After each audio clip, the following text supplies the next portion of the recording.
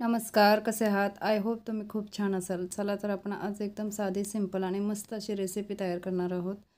रेसिपीचं नाव आहे भरीत.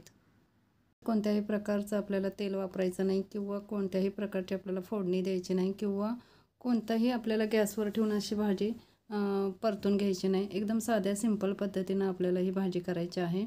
प्रथम हे वांगं घेतलेलं आहे. मस्तपैकी त्या वांग्याला मी पहिलं स्वच्छ धुवून घेऊन झाल्यानंतर ते वांगं थोडंसं पुसलेलं आहे आणि त्याला नंतर तेल थोडंसं लावून मी ते गॅसवर आपल्याला भाजून घ्यायचं आहे. ते व्यवस्थित भाजल्यानंतर ते पूर्ण असं सर्व बाजूने भाजून झाल्यानंतर ते वांगं आपल्याला काढून घ्यायचं आहे.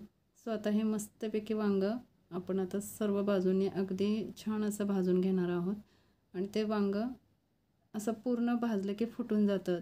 अशा पद्धतीनं ते वरचे टरफलं वगैरे ॲटोमॅटिकली निघतात. सो आता आपलं वांगं भाजून झालेलं आहे. सो आता 2 टोमॅटो आणि 1 कांदा असं आपण मस्तपैकी त्या गॅसवर आपल्याला आता जाळी ठेवून त्याच्यावर आपल्याला ते भाजून घ्यायचं आहे.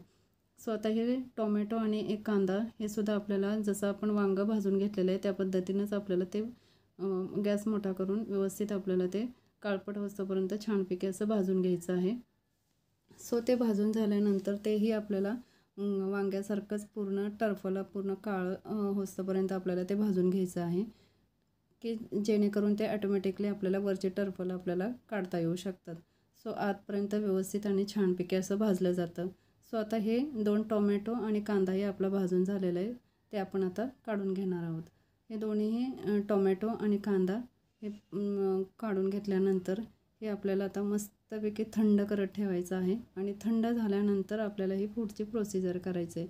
सो आपण आता हे भाजलेलं वांगं आहे त्याचं आपण वरचं टरफलं काढून घेऊया. सो अगदी सहजरित्या हे टरफलं निघून जातात. त्यामुळं कुठल्याही प्रकारचा आपल्याला काही त्रास होत नाही की ते काढताना की बाबा फक्त एवढंच की ते व्यवस्थित आतपर्यंत भाजलं गेलं पाहिजे अशी प्रोसिजर आपल्याला व्यवस्थित करून घ्यायची आहे. सो आता हे पूर्ण व्यवस्थित अलगद असं काढलं तरी ते निघून जातं.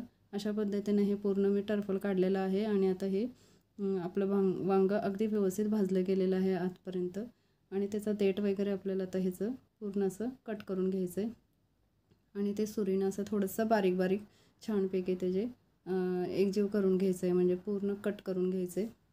त्याच्यानंतर बाकीही आपल्याला प्रोसिजर तीच करायची आहे. टोमॅटो आणि कांदा जे काय आपण साल पूर्ण काळे पडलेलं आहे त्याचं वरचं टरफलं पूर्ण आपल्याला ते काढून घ्यायचं आहे. ते पण अगदी सहजरित्या निघतं.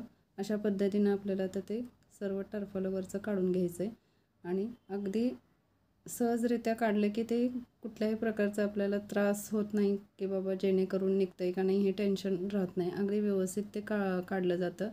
हे अशा पद्धतीनं आपण हे सर्व काढून घेऊन ते सर्व एकत्र करून घ्यायचं आहे. एकदम साधी सिंपल प्रोसिजर आहे. झटकेपट होणारी प्रोसिजर आहे की जेणेकरून आपल्याला कोणतीही भाजी करायचा कंटाळा आला किंवा कधी फोडणी देऊ किंवा असं वाटतं ना की बाबा नको आता खूप कंटाळा आला आहे, भांडी पण भरपूर पडतात, आता कधी करणार आपण.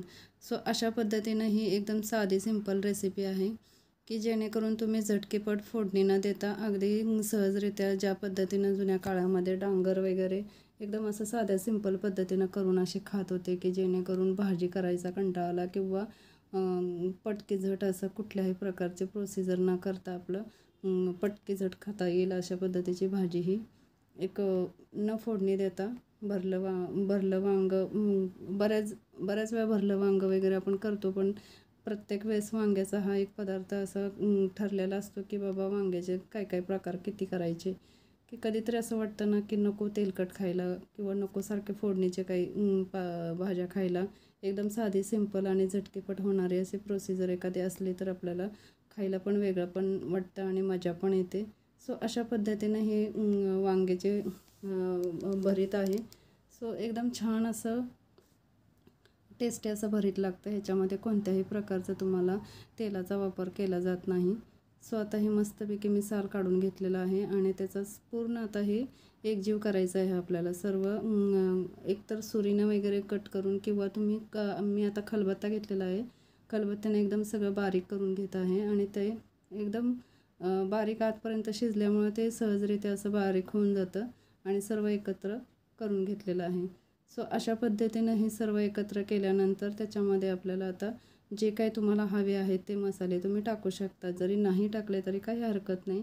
सिंपल थोडीशी चटणी किंवा मिरची पावडर टाकली किंवा तुम्ही थोडंसं मीठ, ह्या 2 गोष्टी जरी ॲड केल्या आणि थोडीशी वरून कोथिंबीर टाकली तर बाकी मसाले तुम्हाला कोणतेही टाकायची काहीच गरज नाही आहे. अगदी साध्या सिंपल पद्धतीनं हे भरीत होणार आहे आणि इतकं टेस्टी लागणार आहे की तुम्ही पुन्हा पुन्हा करून खाऊ शकता. अशा पद्धतीची हिची टेस्ट लागते. आता या ठिकाणी मी 1 चमचा मीठ ॲड केलेलं आहे. त्याच्यानंतर थोडंसं चवीनुसार तुम्ही चटणी किंवा मिरची पावडर ॲड करा. मी या ठिकाणी मिरची पावडर ॲड केलेलं आहे अर्धा चमचा. आणि थोडंसं आता वरून आपल्याला कोथिंबीर पण टाकायची आहे.